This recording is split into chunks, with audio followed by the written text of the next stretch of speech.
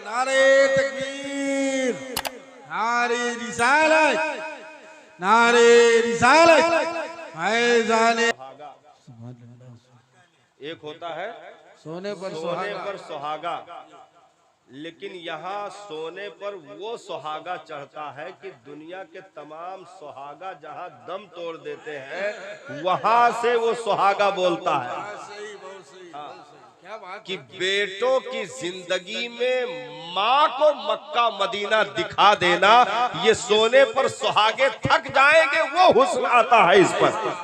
हाँ, बेटों की जिंदगी में, क्योंकि माँ ने बहुत पाला, 9 महीने कोख में रखा, सालों साल गोद में रख करके अपने बदन का खून दूध की शक्ल में चुसाती रही और उसकी तमाम गिलाज़तें धुलती रही। कड़ाके की ठंड में भी अपने कलेजे से चिमटा करके जिस्म की हरारत देती रही।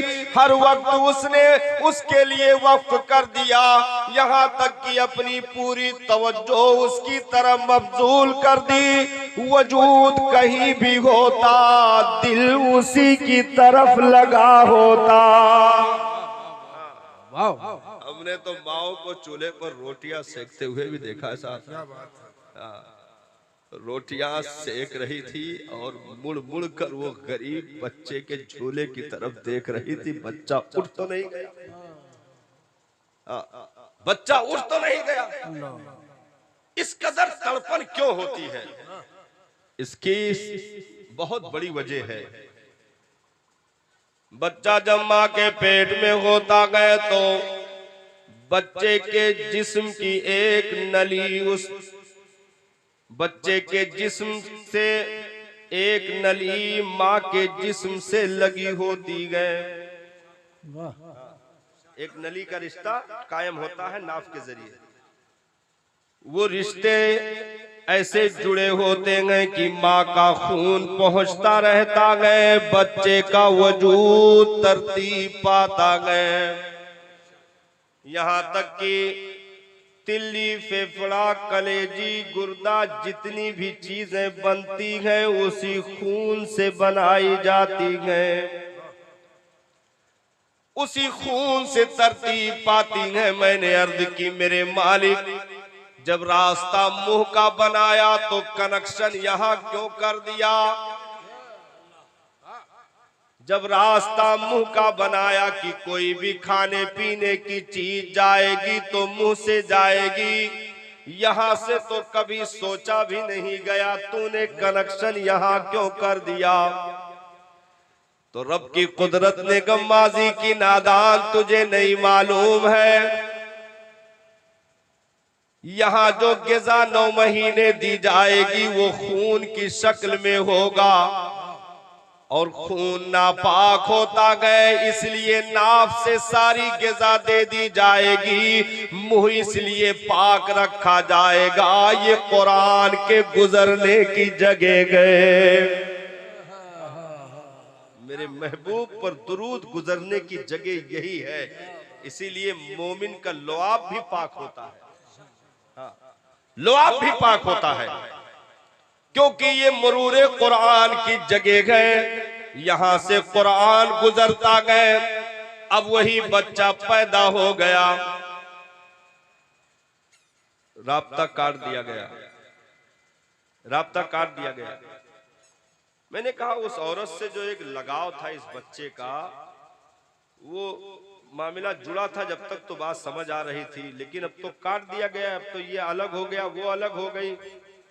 अब क्यों कर तवज्जो देगी भाई? जब तक जुड़ा था उसका खून जा रहा था, जब तक पूरी एहतियात के साथ उसको पाल रही थी। अगर डॉक्टर ने कह दिया कि एक ही करवट तुझे 3 महीने लेटना है, जब तक बच्चा पुख्ता ना हो जाए, तो एक ही करवट पर उस गरीब ने पूरी रातें गुजार दी, एक ही करवट पर लेट करके पूरी रातें गुजार दी। तो अब तो ये राब्ता कट गया, अब तो इसकी तवज्जो उतनी उसकी जानिब नहीं रहेगी। रब की कुदरत ने गम्माजी की, रिश्ता वहां का कटा है लेकिन मैंने यहाँ का जोड़ दिया। नाफ का कटा, दिल का रिश्ता मैंने जोड़ दिया है। अब वो रिश्ता इस कदर मजबूत कर दिया है कि ये अपनी जान तो दे सकती है, अपने बच्चे के बदन पे कोई खराश आने नहीं देगी। मैंने इसको अपनी रुबूबियत का सदका अता फरमा दिया गया, यानी परवरदिगार भी रब है।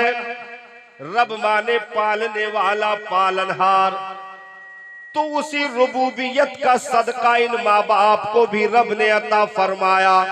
इसीलिए कुरान में दुआ की ट्रेनिंग दी हम बंदों के लिए।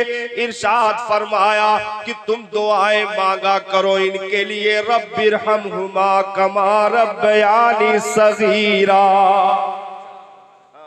ऐ परवरदिगारे आलम, तू इन पर रहम फरमा, जैसे इन्होंने बचपन में मेरी परवरिश की। तो लफ्ज़ रब को यहाँ भी इस्तेमाल फरमा करके अपनी रुबूबियत का सदका अता फरमा कर इरशाद फरमाया कि खालिक मैं हूँ, लेकिन जो तुम पैदा हो रहे हो, दुनिया में आ रहे हो, इन्हीं के वसीले से खून इनका होगा, गोश्त पोश्त इन्हीं से बनेंगे, हड्डियां इन्हीं से बनेगी।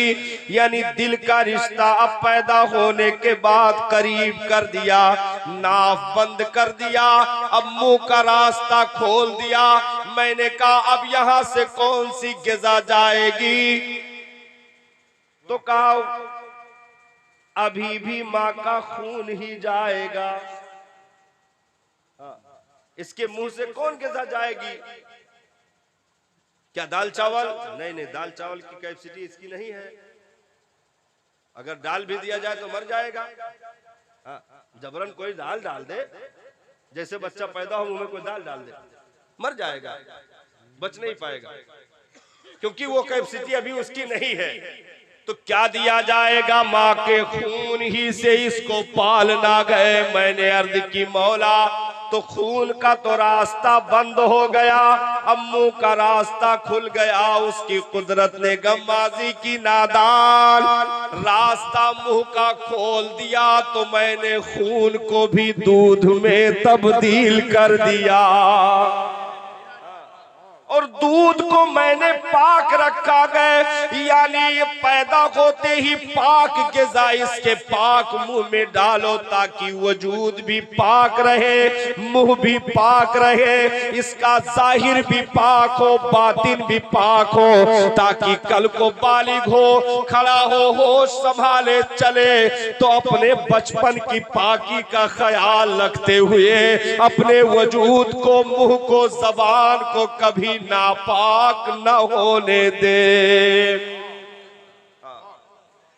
अपनी जबान को कभी नापाक न होने दे, मुंह को आलूदा न होने दे कि उसके जरिए माज़अल्लाह हराम ग़िज़ाएं पहुंच रही हो, या शराब, बियर बार जैसी चीजें माज़अल्लाह पहुंच रही हो, और वो मुंह को आलूदा कर रहा हो।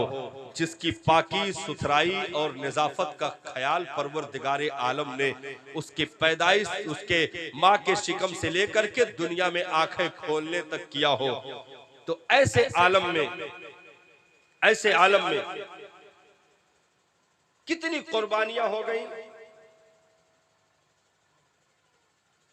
भाई किसी को खून की अगर जरूरत हो, किसी को खून की जरूरत हो, मरीज मौत के मुंह में जाने वाला हो, डॉक्टर बोल दिए हो कि इसको 1 बाटल खून चाहिए, 1 बाटल खून चाहिए,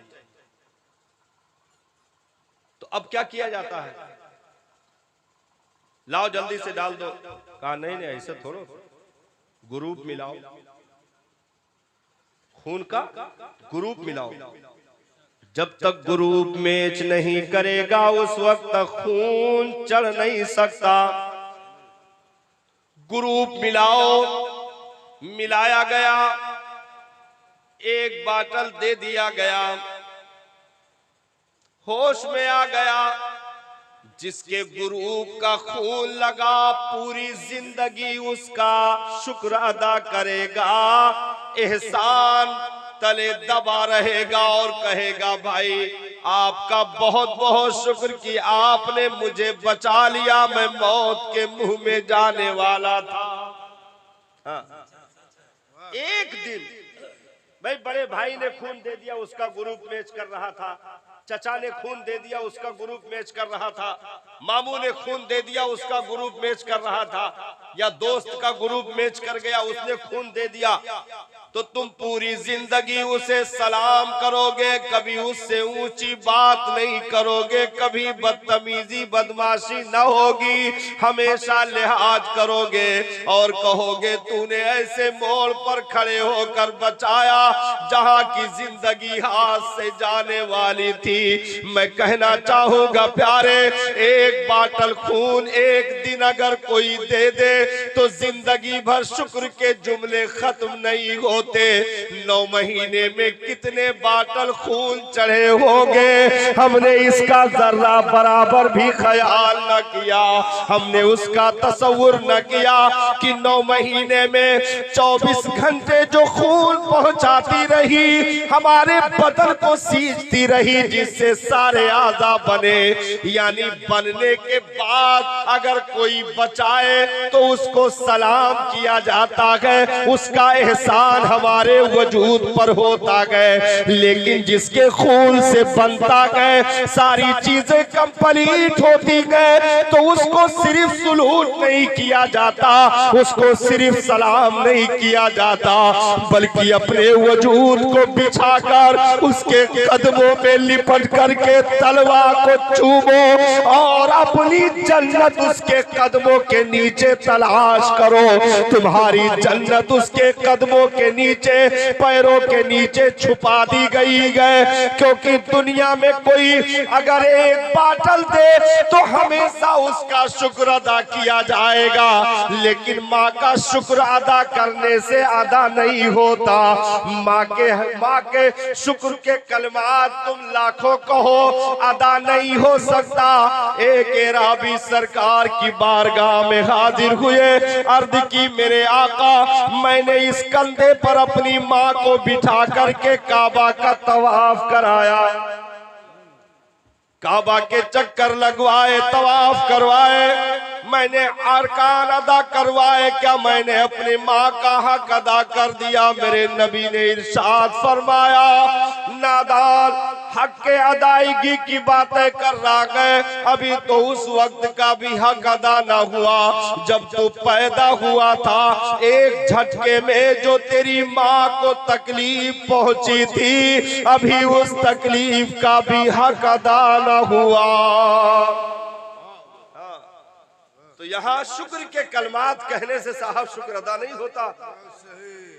नहीं तो औलादे दुबई चली जाए तो ला करके 10 लाख रुपया माँ को दे दे और कहें कि ये तेरे दूध पिलाने की कीमत है, ये तेरे खिदमतों की कीमत है, ये मैंने अदा कर दिया, आज के बाद मैं तुझसे बेनियाज हो गया, अब मेरी कोई जरूरत बाकी नहीं रही, मैं तुझसे दूर जा रहा हूँ, तू अपनी जिंदगी जी ले, मैं अपनी जिंदगी जी लेता हूँ। नाना, उसने गिलाफे काबा में तुम्हारी जन्नत नहीं छुपाई, बल्कि उसी बूढ़ी माँ के तलवे में छुपा दी और इरशाद फरमाया, करोड़ों बार काबा का गिलाफ चूमो, जन्नत न मिलेगी जब तक वो बूढ़ी माँ मुस्कुरा कर दुआ न करेगी। नारे तकबीर, नारे रिसालत, नारे रिसालत, अल्लामा कमालुद्दीन साहब किबला। नहीं तो आदमी माँ बाप को छोड़ करके 40 दिन का चालान कटवा करके बस्ती से बाहर जा चुका हो, माँ बाप को छोड़ के, बीवी बच्चों को छोड़ के 40 दिन का चालान कटवा के बस्ती से बाहर चला गया हो, दुनिया को जन्नत की बशारत दे रहा हो और खुद जो है लंबी जन्नत का मुश्ताक हो, काबा का तवाफ करे, दूसरों के पैसों पे उम्रे का उम्रा करे, हज पे हज करे, वो तो दावा कर सकता था मैंने सारे हुकूक अदा कर दिए। नाना, हर औलाद की जन्नत काबा के के नीचे नहीं रखी गई है, उसके माँ के तलवे के नीचे रखी गई है। और बता दिया कि दुनिया में तू लाख इंसाफ कर ले, अगर इन माँ बाप से इंसाफ ना हुआ तो तेरे सजदे तेरे मुंह पे मारे जाएंगे, इबादत मुंह पे मारी जाएगी, हज मुंह पे फेंका जाएगा, गंदे कपड़ों में लपेट करके तेरी नेकियां तेरे मुंह पे डाल दी जाएगी। क्योंकि मौला को सजदों की जरूरत नहीं है, बल्कि दर्दे दिल की जरूरत है।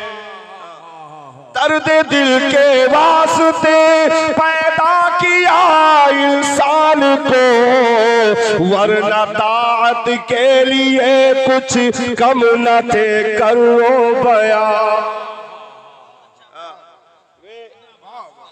इबादत तो कोई भी कर सकता है, घर में बूढ़े माँ बाप को राजी कर लेना ये बहुत बड़ा इम्तिहान होता है। कोई आसान काम नहीं है कि ऐसे कोई कहे अरे चलो राजी कर लेंगे। कैसे राजी कर लोगे? देखिए, इनाम बड़ा होता है तो एग्जाम भी बड़ा होता है। जितना बड़ा इनाम उतना बड़ा इम्तिहान, जितनी बड़ी डिग्री उतना बड़ा टेस्ट।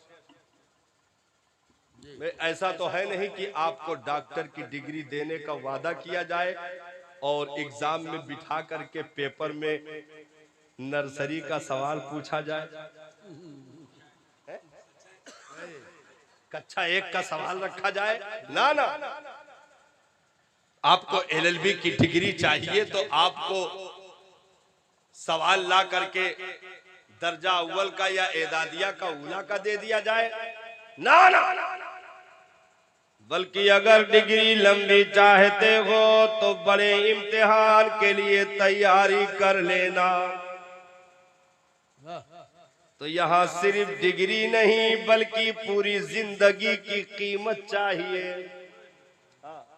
यहाँ सिर्फ डिग्री नहीं है, पूरी जिंदगी की कीमत चाहिए। तो इम्तिहान तो देना पड़ेगा बहुत आसानी के साथ। माँ के तलवों के नीचे वाली जन्नत मिल नहीं जाती।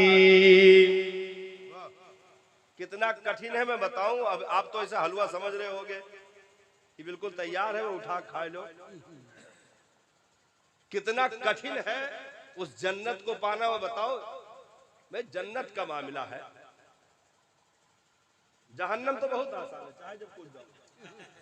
हाँ, चाहे जब कूद जाओ। बाप का गिरबान पकड़ लो, एक तमाचा मार लो, कूदे भरे खाओ। हाँ, बहुत आसान है। क्यों? क्योंकि छछुंदर बनब आसान है, शरीफ बनब बहुत मुश्किल है। हाँ, भाई जींस के घुटना फाड़ लो, दूसरी चुल्ला और छल्ला पहन के पूरे मोहल्ले में यहाँ मोटरसाइकिल सिलेंसर के नट बुल्ट निकाल के तरतर तरतर 4 ठो कुत्ता लेके दौड़ा दियो, छछुंदर हो गयो। बहुत आसान काम है। लेकिन शरीफ बनने के लिए तो फिर भाई अपने मुंह से तो आप माइक में ऐलान नहीं करवा सकते कि मौलाना साहब को पर्चा दे दीजिए कि हजरत ऐलान कर दीजिए कि वो जो है सरफुद्दीन भाई जुमेरात को शरीफ हो गए। भाई शराफत तो उसी वक्त मानी जाएगी जब खुद की जबान बंद हो, दुनिया शरीफ कह दे। क्या बात है भाई, हाँ सही, तभी तभी ना मानी जाएगी। क्या जुमले। तो ऐसे ही बुराइयों के लिए तो बड़ी आसानियां हैं, जब चाहो कूद जाओ। लेकिन बहुत कठिन है डगर पनघट की। ये इश्क नहीं आसा जिसको तू समझता है, एक आग का दरिया है वो भी डूब कर जाना है। यार के दयार के रास्ते बड़े कठिन होते हैं, बड़ी दुश्वारियां होती हैं। हजरत इब्राहिम इब्ने अदहम जो बल्ख के बादशाह हुए, उन्होंने मन्नत मानी कि मैं काबा की जियारत को जाऊंगा। एक कदम पे 2 रकात नमाज नफल पढ़ते हुए, एक कदम पे पैदल। ऐसे भी आशिक हुए इस जमीन पर साहब। हाँ, हजरत इब्राहिम इब्न अदहम ने क्या मन्नत मानी कि मैं काबा की जियारत को जाऊंगा, लेकिन हर कदम पे जैसे एक कदम उठाया यूं रखा तो अब वहीं मुसल्ला डाल दिया, 2 रकात नमाज नफल अदा की, उसके बाद फिर दूसरा कदम बढ़ाया और फिर मुसल्ला डाल दिया। ऐसे करते करते आपको तकरीबन सैकड़ों साल लग गए। हाँ, सैकड़ों साल लग गए काबा तक पहुंचने में। एक एक कदम पे 2-2 नफिल जो पढ़ेगा बंदा तो पैदल जा रहा है, कितना दिन लगेगा। ऐसा तो नहीं कि एक कदम पे नफिल पढ़ी और तुरंत जहाज में बैठ गए, पैदल जा रहे थे। तो अब कितना मामला,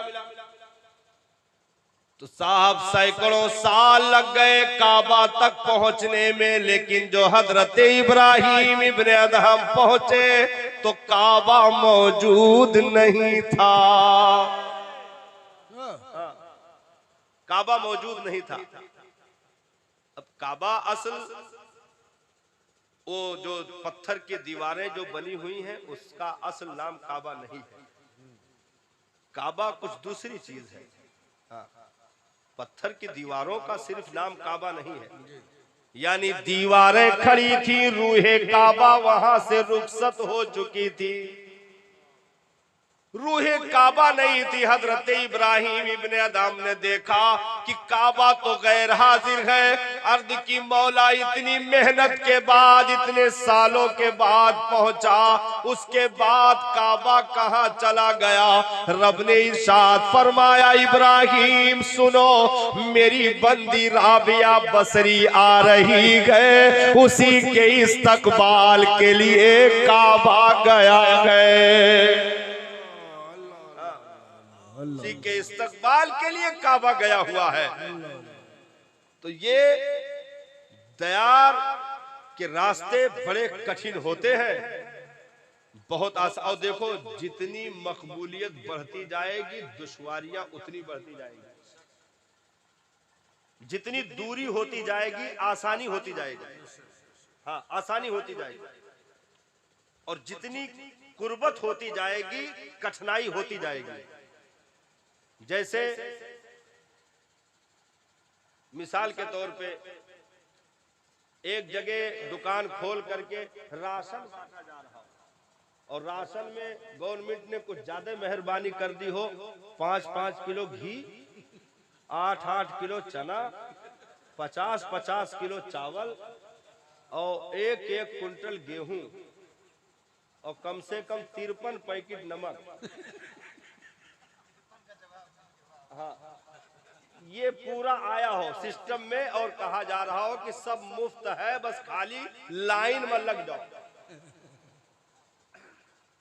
तो अब साहब लाइन में लगे, न चाय मिले न पानी,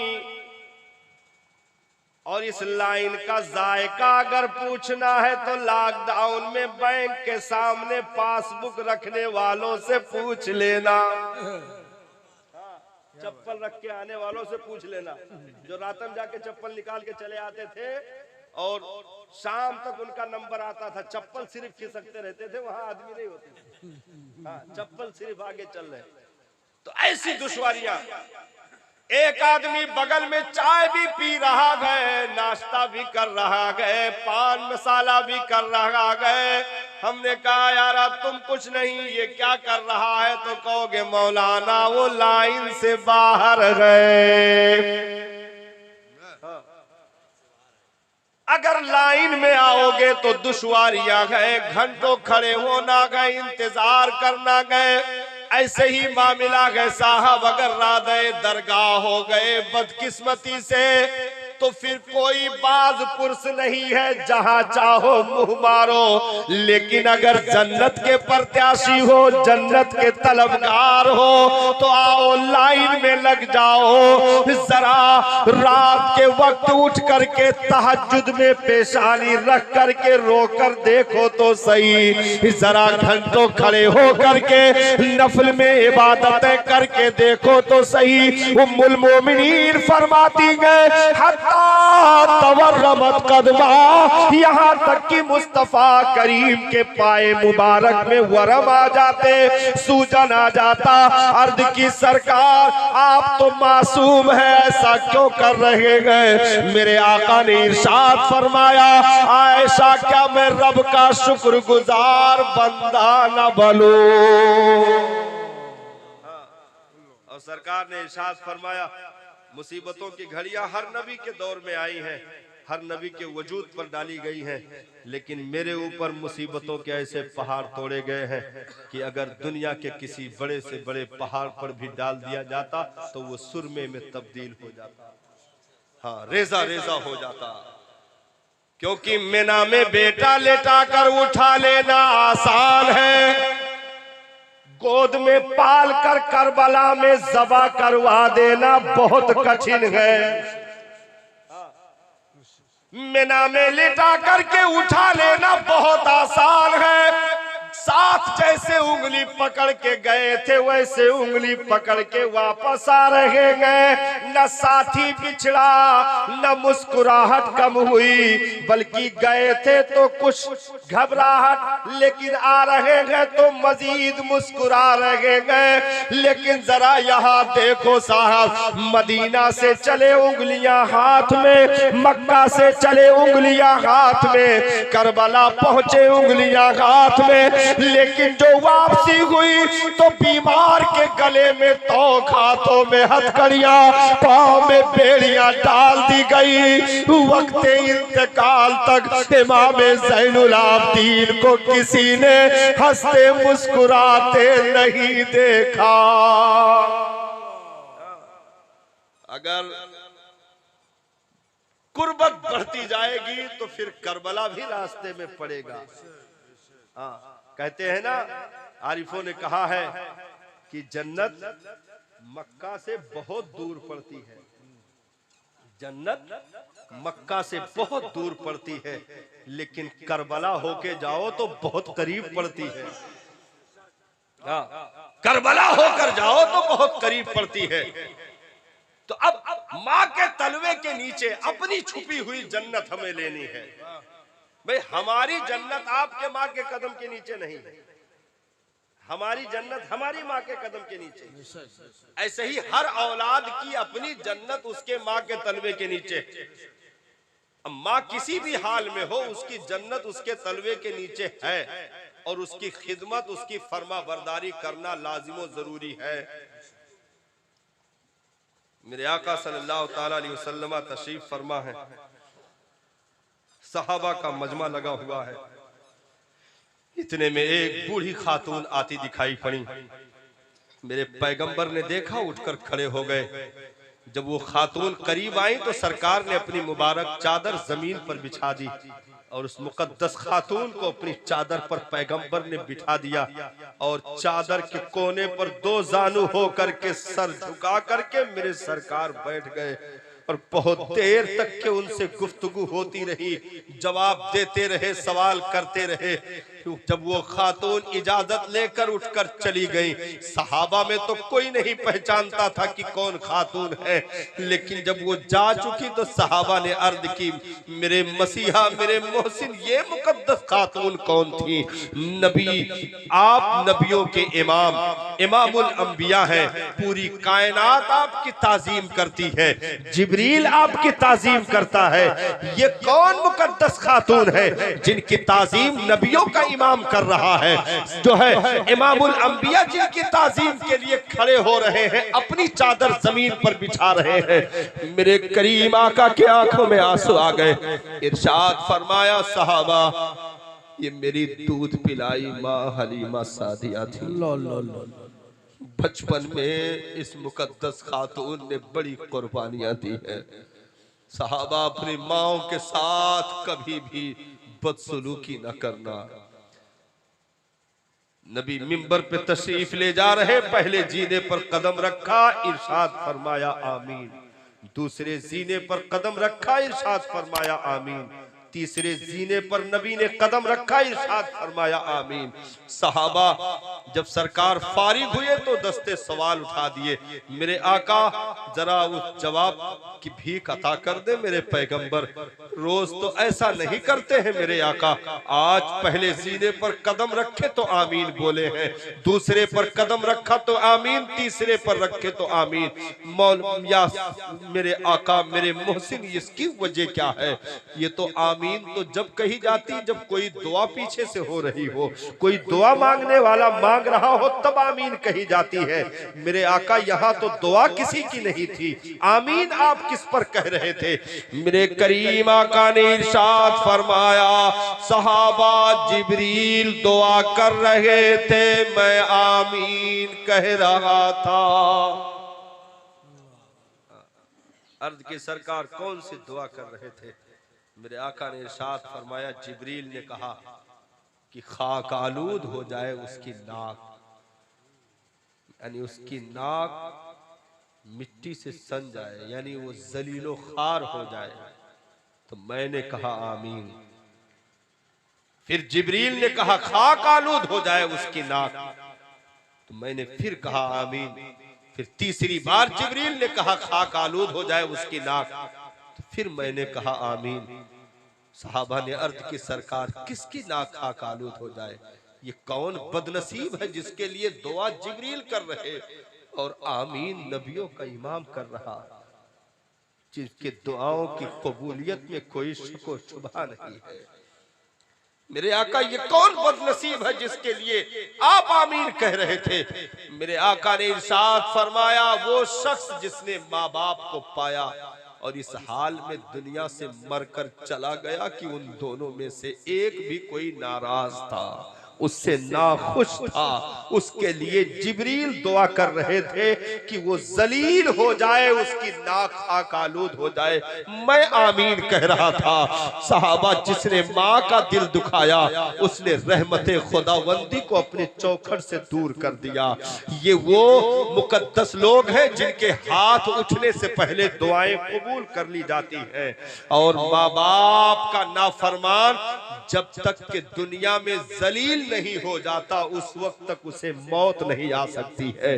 उसके लिए दुनिया में एक जिल्लत जिंदगी में रखी गई है, फिर कब्र से उसकी जिल्लतें शुरू होती है। तो वो मुकद्दस चीजें, बात ये होनी थी कि जितना बड़ा इम्तिहान होता है इनाम भी उतना बड़ा होता है, और जितना बड़ा इनाम होता है उतना बड़ा इम्तिहान होता है। दोनों तरफ से कह सकते हो। अब यहाँ इम्तिहान क्या है? माँ के कदमों के नीचे जन्नत है, वो मिलेगी कैसे? उसके लिए इनाम क्या है? मतलब इम्तिहान क्या है? आप तो कहेंगे मौलाना बहुत आसान है। माँ बाप रोजाना घर में रहते हैं, जब चाहे उनसे फोन पे हम दुआ सलाम कर लेंगे, मुलाकात कर लेंगे, खर्चा दे देंगे, ईद बकरीद में कपड़ा दे देंगे, तेल साबुन शैम्पू दे देंगे, खुश किए रहेंगे, बस जन्नत तो मिल ही जाएगी। हमने कहा इतनी आसान काम नहीं साहब जैसे तुम बता रहे हो। अब उसके लिए इम्तिहान कहां से शुरू होता है सुनो। जब तक आप नाबालिग थे माँ बाप को कहीं भी अपनी नजरों से ओझल नहीं होने देते थे। जब तक ये बचपन गालिब रहा तुम उसको निगाहों से ओझल नहीं होने देते थे, लेकिन जब तुम बालिग हो गए, माँ बाप ने रिश्ता देख लिया, फिर दूसरे घर की एक बच्ची जिसके साथ रिश्ता तय हुआ वो वहां से रुखसत होकर के घर में आई।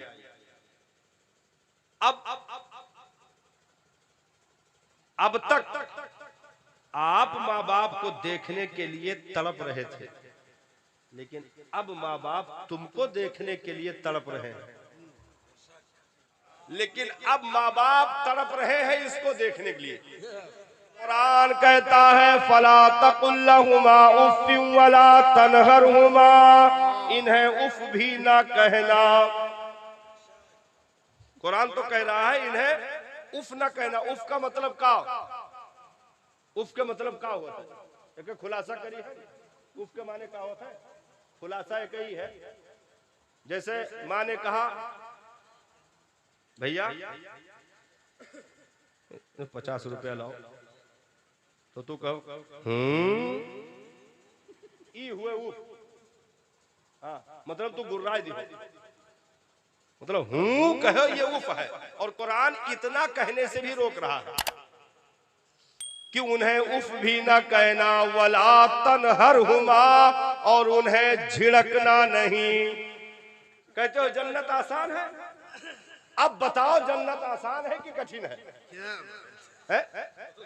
अभी तो हलवा समझ रहे थे ना जन्नत, कि माँ बाप को ऐसे मुस्कुराता देख लोगे जन्नत मिल जाएगी।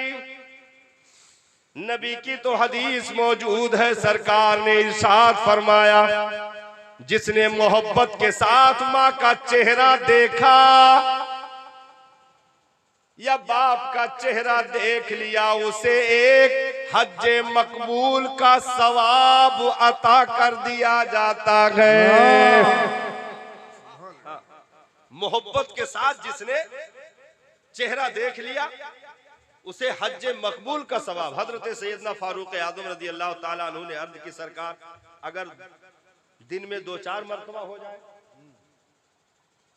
सरकार मुस्कुराए, इरशाद फरमाया उमर रब की रहमत उससे भी ज्यादा वसी है, अगरचे सैकड़ों बार देखे मौला चाहेगा तो उससे भी ज्यादा अता फरमाएगा।